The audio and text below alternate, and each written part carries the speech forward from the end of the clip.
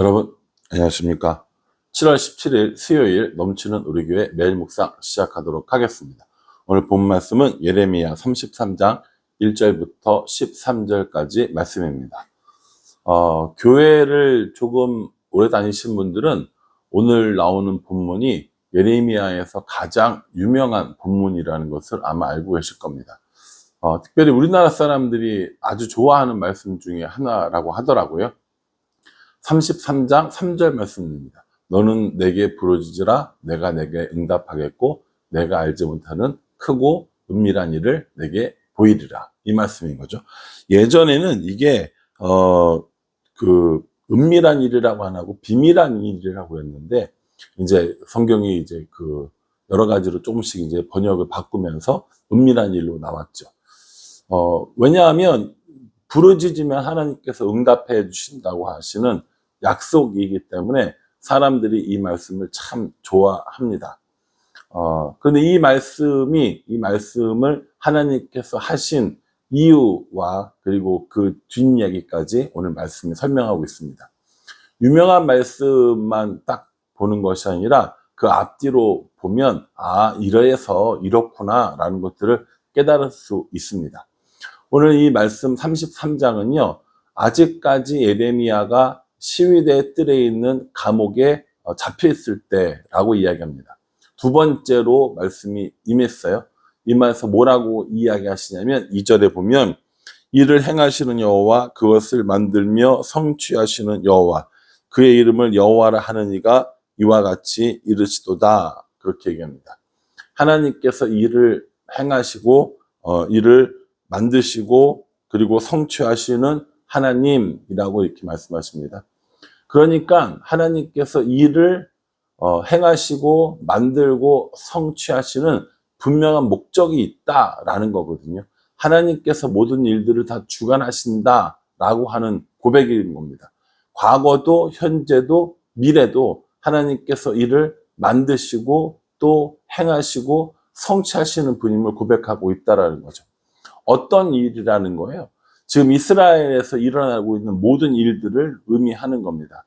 이스라엘에 지금 어떤 일이 일어나고 있습니까? 느부갓네살의 바벨론 군대들이 쳐들어왔죠. 정말 풍전등화와 같은 상황입니다. 이제 곧 이스라엘은 멸망할 것이고 포로로 끌려갈 것입니다. 이러한 모든 일들을 다 하나님께서 만드셨다라는 거예요. 그 당시 바벨론은요, 전 세계에서 가장 강력한 나라였습니다. 세계사를 훑어봐도 이렇게 광대한 그 제국을 만든 나라가 없을 만큼 가장 강력한 나라 중에 하나였습니다. 물론 제가 말씀드리는 광대한 제국은 바벨론이 이제 포로로 잡혀가서 페르시아까지 포함한 얘기인 거죠. 어쨌든 이렇게 힘있고 강한 나라들, 그런 제국들까지 사용하셔서 이스라엘 백성들을 징계하시고 포로로 끌려가게 하시고 또 소망을 주어서 다시 돌아오게 하는 이 모든 일들을 행하시는 분이 누구라는 거예요? 하나님이시라는 겁니다. 또 그 일을 만들고 성취하시는 분도 여전히 하나님이시라는 겁니다. 그 하나님께서 뭐라고 말씀하시냐면은 너는 내게 부르짖으라 라고 이렇게 말씀하시는 거죠. 너는 내게 부르짖으라 내가 내게 응답하겠고, 전에 금요기도회 때 제가 설교할 때 쌍방향 소통형 하나님이라는 설교를 한번 했던 적이 있습니다. 그때 이 말씀을 본문으로 하고 싶었는데 오늘 이제 묵상할 거기 때문에 잠시 보류에 두었었는데요. 하나님께 부르짖으면 하나님께서 응답해 주신다는 겁니다. 만약에 우리의 기도가 한 방향으로만 우리가 하나님께 기도하는데 하나님께서 응답하시지 않는다면 우리가 어떻게 신앙생활을 하고 하나님의 존재를 믿을 수 있겠습니까? 그런데 분명히 오늘 말씀에 하나님께서는 너는 내게 부르짖으라 내가 내게 응답하겠고 라고 말씀하시면서 우리가 부르짖을 때에 하나님께서 응답하신다라는 것을 알려주십니다. 정말 우리가 부르짖으면 하나님께서 응답해 주시느냐? 예, 저는 그렇게 믿습니다.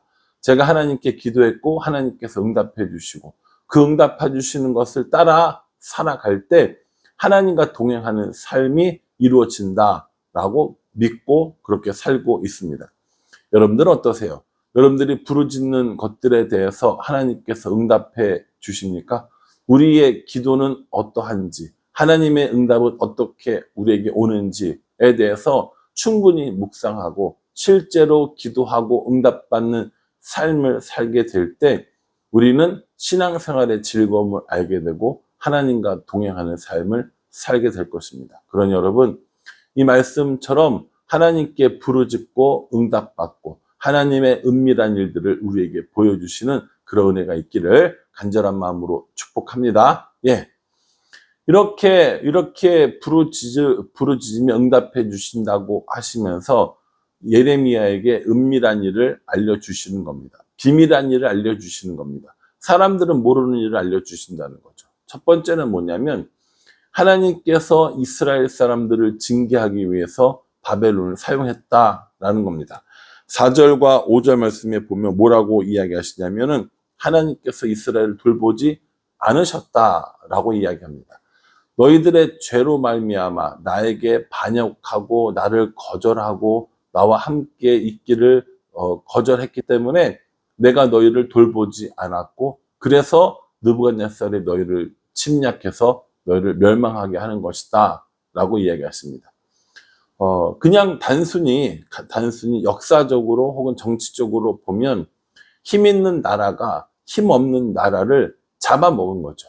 일본이 우리나라를 침략한 것처럼 바벨론도 이스라엘을 침략해서 자신들의 영토를 늘리는 것으로만 이해할 수 있습니다. 그러나 그 일에 이 전쟁의 영적 의미는 그게 아니라는 거예요.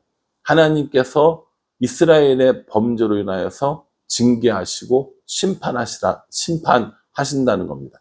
그걸 깨달으라는 것이죠. 우리들의 삶 가운데도 이런 일이 있습니다.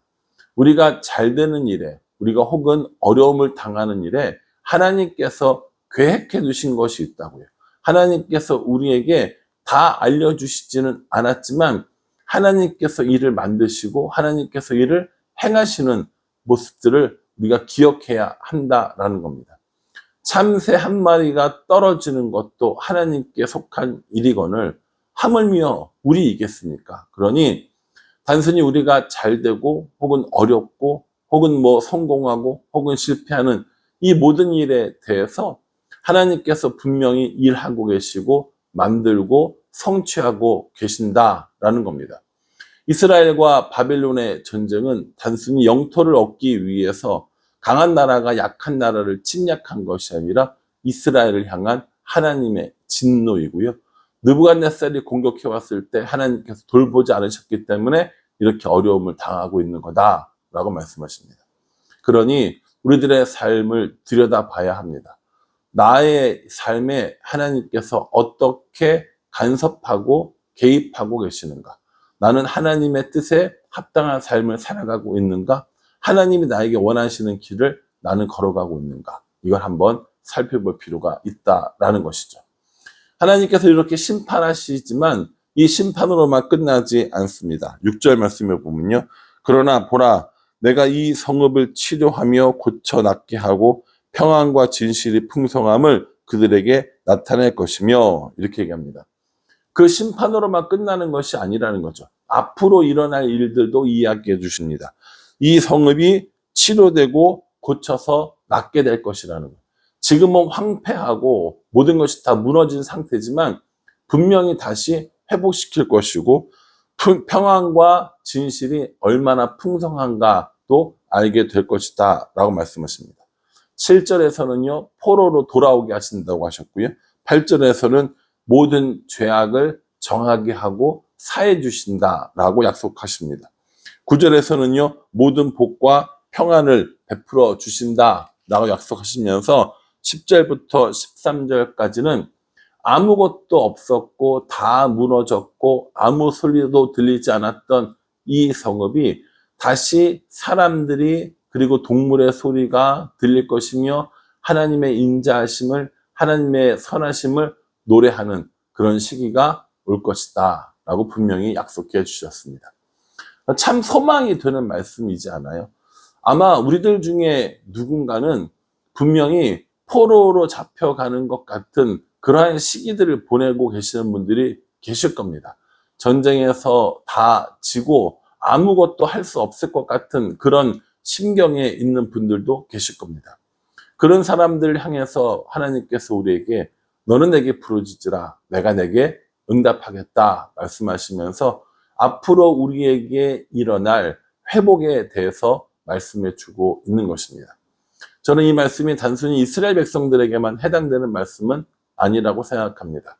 여전히 우리에게 똑같이 회복을 말씀해 주시고 다시 사람들이, 다시 동물들이, 다시 성읍이 살아나는 은혜를 우리에게도 주시겠다라고 말씀하고 계신다고 믿습니다.